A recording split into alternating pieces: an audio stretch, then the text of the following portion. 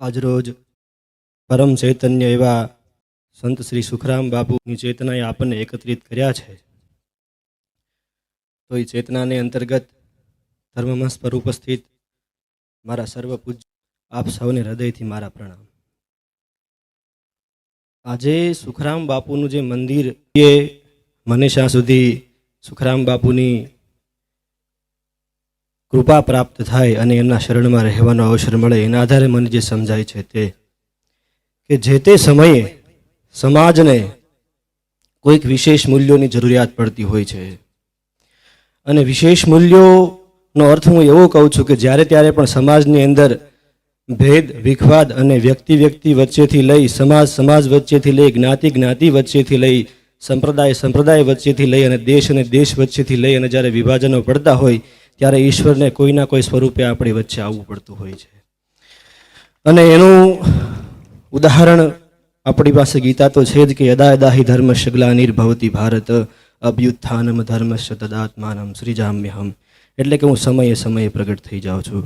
તો તે કાળમાં તો કૃષ્ણ સ્વરૂપે આપણી પાસે ઈશ્વર આવે, એના આગળના કાળમાં રામ સ્વરૂપે આપણી પાસે ઈશ્વર આવે, પણ અત્યારનો કાળ, આ ટેકનોલોજીનો કાળ, અત્યારે આપણા મન પાસે ઈશ્વર કઈ રીતે આવે? ગીતાએ કીધું કે એવમ પરંપરા પ્રાપ્તર મીમાંસર હાજર શોહ વિદુ સકાલે નેહ મહતા યોગો નષ્ટ પરંતપ. એટલે કે સમયે ગુરુજનો દ્વારા દેવાયેલો અપાયેલો આ જે પ્રેમ છે તે માનવ મનમાંથી જ્યારે ક્ષીણ થતો જાય ત્યારે મારે કોઈના કોઈ સ્વરૂપે આવવું પડે છે. તો મારી દ્રષ્ટિએ આ બાપુનું જે મંદિર નિર્માણ થવા જઈ રહ્યું છે તે મંદિર તો આધાર છે, પણ આ અસ્તિત્વની માંગ હોય, સમસ્ત બ્રહ્માંડને માટે અસ્તિત્વની માંગ હોય ને એવું મને આમાં દર્શન થાય છે. કારણ કે તમે સુખરામ બાપુના શીખુલાસનું તમે અધ્યયન કરો ને તો સર્વ સંપ્રદાયોના એક નાનો એવો ગ્રંથ પોતાના વિચારની અંદર સમાવી લઈને આવો અદ્ભુત ગ્રંથ વર્તમાન સમયનું દર્શન શાસ્ત્ર છે ને એવું પૂરો પાડે છે. તમે આ સુખવિલાસની અંદર જુઓ કે જેમાં સર્વ ઈષ્ટદેવની પૂજાને કે સર્વ ઈષ્ટદેવના આરાધનને એમાં સ્વીકારવામાં આવ્યો છે એમ નહીં, પણ બાપુએ જાતે એક તત્વને કેન્દ્રમાં રાખીને એટલી વિવિધ ઈશ્વરી ચેતનાઓને ભજી અને આપણા સુધી વિચાર પહોંચાડ્યો છે. આ કરવાથી અને બીજું સુખરામ બાપુના આ સુખવિલાસનું જ્યારે આપણે અધ્યયન કરીએ છીએ ત્યારે આપણને જ્ઞાતિ જાતિના ભેદોથી પરે રહેવાનો આપણને એમાંથી વિચાર મળે છે. માનવની વચ્ચે ભેદની જે દિવાલો છે તે તોડવાનો આપણને વિચાર પ્રાપ્ત થાય છે. તો ગીતાએ એક સારો એવો સિદ્ધાંત આપ્યો કે અર્જુને ભગવાન શ્રી કૃષ્ણને એવું સંબોધન કર્યું છે કે સનાતનસ્ત્વમ પુરુષો મતો મેં, કે મારી દ્રષ્ટિએ હે કૃષ્ણ તમે સનાતન પુરુષ છો, પણ મારી દ્રષ્ટિએ હું એમ કહું કે અત્યારે વર્તમાન સમયે સમાજની અંદર જે ઝઘડાઓ અને યુદ્ધો થઈ રહ્યા છે તો અત્યારે યુદ્ધોને મટાવવા માટે સનાતનસ્ત્વમ પુરુષો મતો મેં એમ કરીને સુખરામ બાપુનો અવતાર આપણી સમક્ષ પ્રગટ થયો છે. ખરેખર આ દિલને સ્પર્શા જેવી વાત છે કે તમને એવો એક પણ ગ્રંથ કે એવો એક પણ વિચાર, સાર્વભૌમ વિચાર હોય એવું વર્તમાન સમયમાં બાપુ ક્યાંય ગ્રંથ આપણને દેખાતો નથી કે જે બધાને સમાવી લે. આપણે કોઈક એવો દિવ્ય ઈશ્વર જોઈએ છે કે જે બધાને માટે સ્વીકાર કરતો હોય. આપણે જ્યારે કોઈ પણ ધાર્મિક વિચારધારામાં પ્રવેશ કરીએ છીએ ત્યારે આવી ધાર્મિક વિચારધારાઓમાં આપણને કોઈકની કોઈક જગ્યાએ સંકુચિત વૃત્તિઓ દેખાતી હોય છે, પણ એ સંકુચિત વૃત્તિની અંદર એવો કોઈ દરિયાવ દિલ અવતાર આપણી વચ્ચે આવે ને આપણી પ્રત્યેક ગુણ અવગુણની ભાવનાઓને પોતાની ભીતર સમાવી. મને કહેવા દો કે સંતો દ્વારા આપણી સુધી આ વિચાર પહોંચ્યો છે અને મને તો આ દર્શન કરતા એવું લાગે આપણું કાર્ય પૂરું થતું નથી. આપણું કાર્ય અહીંયાથી શરૂ થાય છે, પણ ખરેખર હું સમજુ છું ત્યાં સુધી જેણે સુખવિલાસનું કે સુખરામ બાપુના આ સ્વરૂપનું જેણે દર્શન કર્યું છે ને એ સુખવિલાસના આધારે હું કહું કે બાપુના સુખવિલાસમાં કહેવાયેલા લાખો પતિ નહીં પણ કરોડો પતિ થવાની ક્ષમતા સુખવિલાસ ગ્રંથના દર્શનની અંદર આપવામાં આવી છે.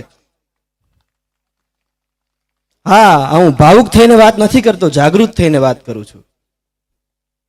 તો આપણું કેવળ કર્તવ્ય એટલું નથી કે સંતો દ્વારા આપણી સુધી વાત પહોંચી છે અને આપણે આપણું અનુદાન લખાવી લઈએ, પણ ખરેખર જો આપણે આ વિચાર એટલે કે સનાતન ધર્મના વિચારની સેવા કરવી હોય તો આપણું કર્તવ્ય મને સમજાય ત્યાં સુધી આપણે તો આપણા તરફથી થાય એટલું આ ધર્મની સેવા માટે સુખરામ બાપુને તો કંઈ આપણે આપી શકવાના પણ નથી, કારણ કે એ માણસને, એ વ્યક્તિને તો અજાસક વ્રત છે, એ તો કંઈ લેતા નથી અને તમે શું આપો?